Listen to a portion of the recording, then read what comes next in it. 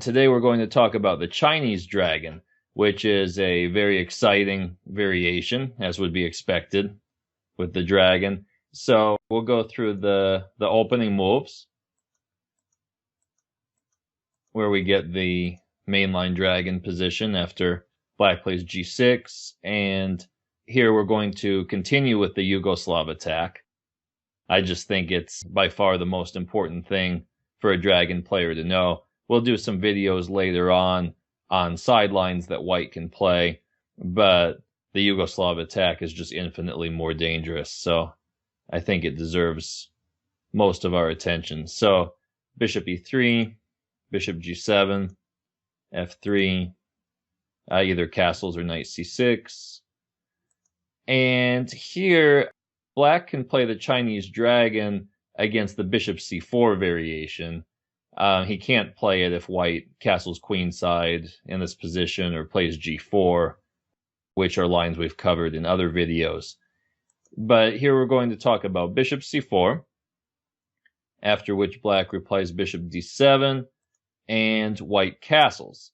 And we've seen in this position where black plays rook c8, which is one of the main moves, but if black wants to play the Chinese dragon, the move is rook b8.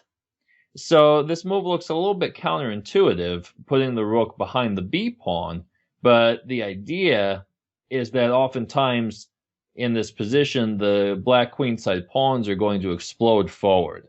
You're going to play b5, a5, and have a very powerful attack with the pawns. And even if you don't include the a pawn in your attack, that b pawn is always going to b5 in these positions, and the rook will find use along the b file. So after rook b8, there's two main moves that white can play. He can play h4, shamelessly starting his attack, or white can play bishop b3, which is a little bit more of a prophylactic move. So let's start with h4. After h4, black has two options. He can play knight a5, kicking the bishop back to b3, and then play b5. If black plays like this, it's going to transpose to the other line where white plays bishop b3 instead of playing h4.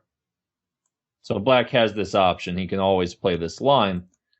But when white starts with h4, black has another option. He can trade the knight on d4. Knight takes knight, bishop takes knight, and then go b5. And here we see the point of the rook on b8, supporting the pawn on b5, and black's going to get a strong attack out of this. White usually will bring the bishop back to b3, but I want to show you quickly what can happen if he goes bishop e2. Here black plays a strong move, queen a5. A very typical attacking move in the dragon. Nothing too surprising here. And black is threatening to play b4 and kick the knight, and then take the pawn on a2. So every time I've had this position for black, my opponents always play king b1. It looks natural, but king b1 is no free pass for white in this position. Black's playing b4, and the only square for white's knight is to go into d5. And after this, black has a great position. He takes the knight on d5. Now, if white wants to try to get tricky and play bishop takes g7, black has an excellent resource here. He doesn't need to recapture the bishop, but rather he can go knight c3 check, which is a devastating move, just crushing white in this position. If he takes with the pawn takes pawn check with the rook, attacking the queen, and also guaranteeing mate very soon. And if white takes with the bishop, still pawn takes pawn, attacking the queen. The queen cannot capture on c3 because black will simply capture on c3 with his queen, exploiting the pin on the b file. And white is toast here. He would have to move his queen away, in which case rook takes b2 check, and any number of things here. For example, rook b1 check is a forced mate. So, taking on g7 would not be wise. White has to recapture on d5, but now black can happily win a pawn with queen takes d5. And if bishop takes g7 here, you can simply go to the endgame of pawn up and enjoy a great position. Good chances to win this endgame. However, some people here will not cut their losses, but rather attempt to win the pawn back with bishop takes a7. And this is not a good idea. It's always very risky to play a move like this in the dragon, opening up the a file and wasting time. And here black can punish white by playing a very nice move, queen to a5, sacrificing the exchange on b8. After bishop takes b8, black doesn't need to recapture right now. He has a nice move, bishop e6, threatening to go queen takes a2 check, which will lead to mate on a1. White needs to play here either b3 or a3, something to stop the threat. And now black can simply recapture on b8 with a devastating attack. So many nice possibilities in this position. Ideas like bishop c3 in some positions, maybe queen a4, and then taking on a3. White won't last more than 5 moves in this position.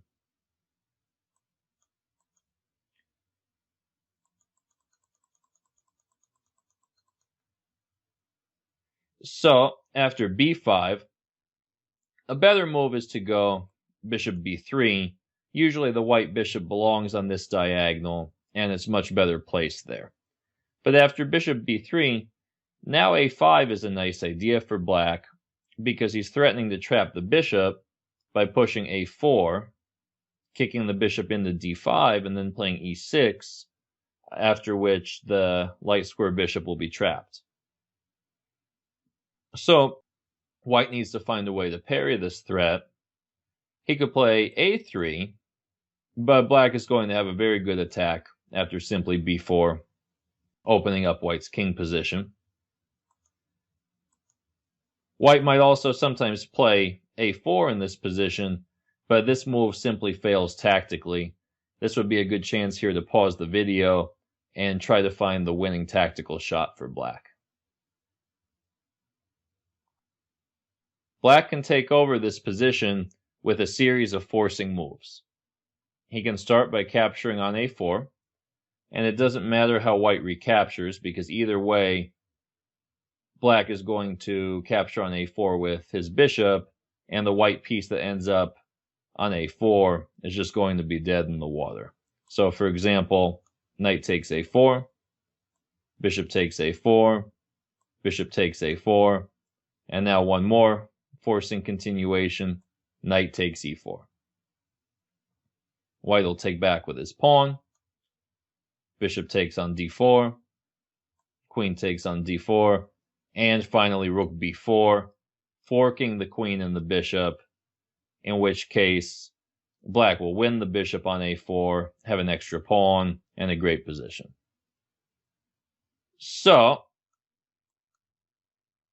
that's why white usually plays bishop b3 in this position instead of h4, because he doesn't want to allow black the opportunity to trade on d4 and push b5 with gain of tempo. All those variations lead to a strong attack for black.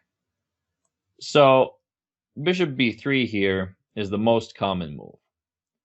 And now it's not quite as easy for black to trade and play b5, because here I think the bishop can grab that pawn on a7 because it's with tempo attacking the rook.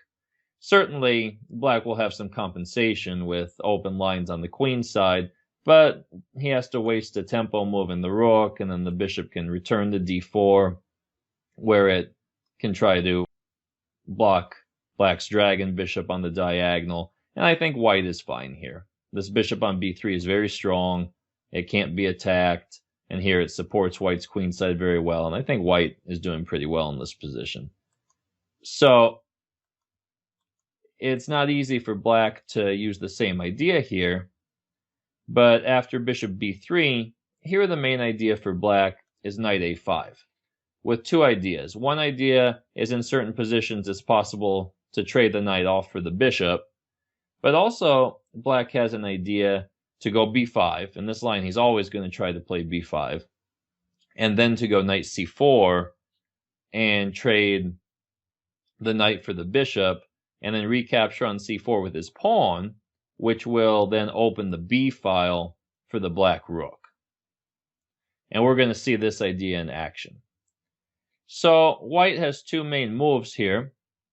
He can play bishop h6, immediately trying to trade the dark square bishops.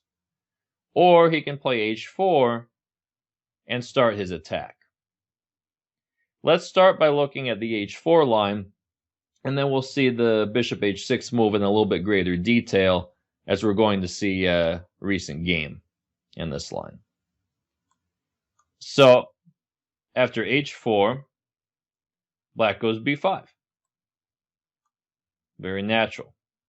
White goes h5, and here it's not good for black to take on h5 with the knight.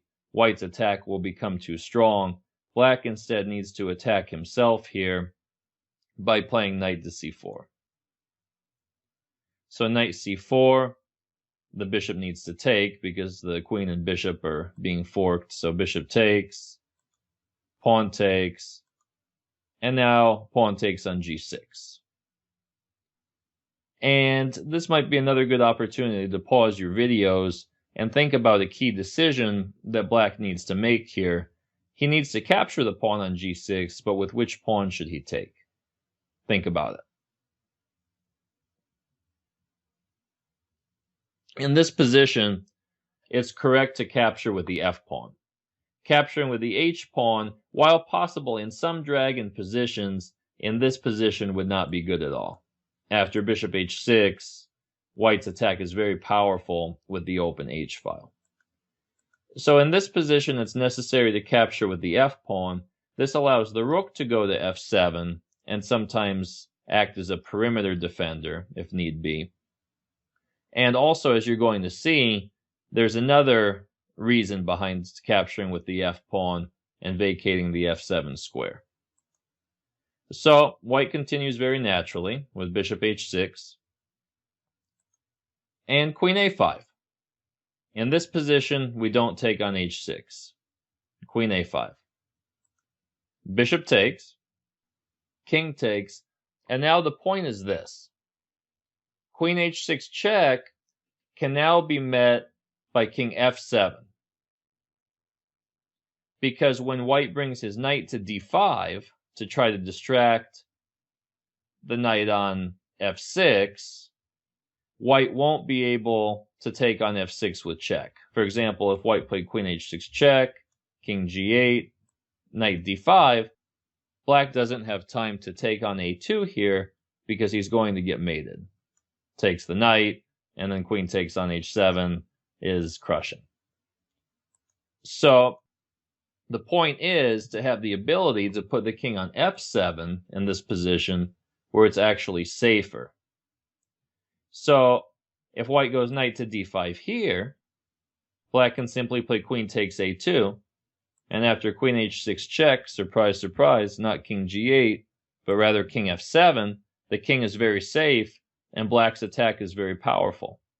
White doesn't have time to take this knight, because now black just wins the house with his queen. Queen takes b2 check, he takes on d4 with check, he captures the knight, and black has an easily winning position with an extra piece. So let's talk about the line with bishop h6, and let's see a game here. So in this game, white is Andrei Zhigalko, a very strong player, and black is the famous Chinese GM Bu Zhengzi. who very often has played the dragon. So their opening moves are the same as what we're used to. Mainline dragon position. And Bu Zhengzi elects to go with the Chinese dragon. I guess not too big a surprise considering that he's from China. So rook b8. And Zhigalko played bishop b3. Knight a5. And now not h4, which we just discussed, but rather here we're going to see the alternative line, bishop h6. And here, in this position, the best idea is to capture the bishop and immediately pull the queen into h6, kind of distracting white's queen from defending the queen side in the center. So black's hope is that white's queen will be out of play on h6. Of course, it's a double-edged sword because white can have a very powerful attack. But black has shown that with accurate play, he's absolutely fine in this position. So here, black trades the bishops, and now black has to play very actively. So he starts by playing b5. White goes h4, very aggressive. And pawn to e5, attacking the knight. Knight goes back to e2. Now another forcing move, pawn to b4. Black is controlling the pace of the game. White's knight needs to come into d5. And now, very important, he captures the bishop on b3 first. You would not want to capture the knight on d5 and allow white's bishop to come to that amazing square on d5, where black's knight on a5 is practically useless. So very important, first capture on b3 with check. White takes back with the a-pawn, and now takes on d5. White takes back with the rook, and bishop e6. So black has played very forcing for the last 5 moves, but now white says, you know what? It's my turn. I know you want me to move my rook, but I'm going to play h5. Because here, it's not possible for black to take the rook. After h takes g6, black is getting mated. The attack on the h-file is very dangerous. But black comes up with a very nice idea for a perimeter defense. This would be a good chance to pause the video and see if you can find a good move for black in this position. Bu Zhengzi played rook to b7. The idea being that after pawn takes g6, black can simply take back with the f-pawn, and his rook is guarding h7. It's a very nice perimeter defense. Queen c7 is also a playable move in this position. This has been played before. I played this move myself before in this position, Queen c7. But Zhengzi plays rook b7. And now white plays a very interesting move, very creative. Rook to b5. He's willing to give up a whole rook to distract black's rook from the 7th rank. If rook takes rook again, pawn takes g6, and that mate threat is just too powerful. Black cannot survive this position. So it's not possible to take the rook. Rather, black plays queen to c7. The rooks are exchanged, but black has nothing to worry about in this position as long as he has a piece guarding the 7th rank. White goes pawn to g4, and queen e7. Queen e7 is a harmless looking move, but actually with a dangerous idea in mind. Black is ready to play g5 and try to incarcerate white's queen on h6 for the rest of the game. So Zhigalko sees the threat and withdraws his queen to d2. And now simply a5, protecting the pawn on b4 and preparing sometimes to play a4 and try to break through on the queen side. I think this position is more or less equal and very playable for black. White plays knight g3, trying to bring his knight to the king's side. King h8, getting the king off the g file in case white ever plays knight f5 or something like that to try to open up the g file. The king's a little bit safer here on h8. So white goes back, knight f1, maybe trying to bring the knight to e3 and into the center. But black is very quick here with his attack. He goes rook a8, preparing a4. King d1. White decides it's time to evacuate the queen side. d5. Very nice move. Now if white takes on d5, black can simply recapture with the bishop, opening up the position and not fearing queen takes d5 because of rook d8 with the pin. So after d5, white played queen h2, targeting the pawn on e5 with check. Black goes queen c7, defending the pawn. And queen h4, now with the idea to go queen f6 check, and after king g8, to play h6 with a very powerful mating net. Pawn takes pawn. He's not worried because if queen f6 check, king g8, and h6, he has a very nice move, queen d8 check, taking advantage of the open king on d1 and trading off the queens into a very good endgame for black. So pawn takes e4, very nice move by Zheng Zi. Pawn takes on g6, and now the white attack is getting very powerful. White's threatening queen takes h7 checkmate. If black recaptures with the f7 pawn, now queen f6 check is winning the bishop.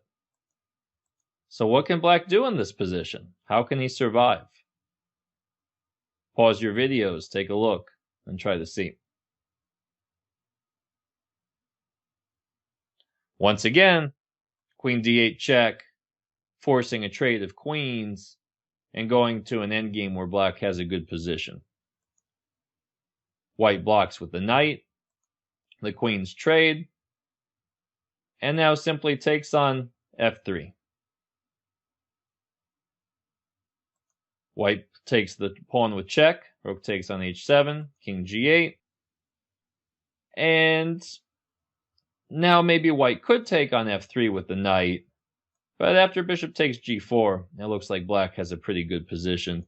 Instead, white goes knight e4, which is kind of a double-edged move, very dangerous to allow black to keep that passed pawn on f3, and ultimately this led to white's demise in the game. But white is threatening to go knight f6 check, followed by g7 check, and turn the pawn on g6 into a real weapon. So black plays rook d8 check, king e1, and pawn takes g6, wisely getting rid of the pawn. Still knight f6 check, white's rook and knight coordinate very well, but they really can't do that much by themselves. Black's king is fine on f8, and after rook h8 check, he can simply go king e7. White goes g5, supporting the knight and bringing his pawn into the attack, but now rook c8 simply, targeting the pawn on c2, and the rook is protected by the bishop. White checks and trades off the rooks in an attempt to hold the endgame after king f2, but black shows that white is already in serious trouble here. Bishop b7, and white can't win any of black's pawns, and the two connected passed pawns are going to prove very menacing. King e3, and king e6, black simply improves his king. White plays c4, what else? He's got to use his c-pawn here as a weapon, but simply king f5. Knight d7, e4, and after c5, he takes the pawn, brings in the king, and after c6, he's not worried, he just sacrifices his bishop, because the three connected black pawns are already way too much for white's knight to handle. Black goes king to g3, preparing to play f2, where making a queen would be unstoppable. So knight to d4, now after f2, he can try knight e2 check. Black goes king g2, knight e6, trying to get the knight active with knight f4 check, but black simply plays g5, and it's the end of the road for white.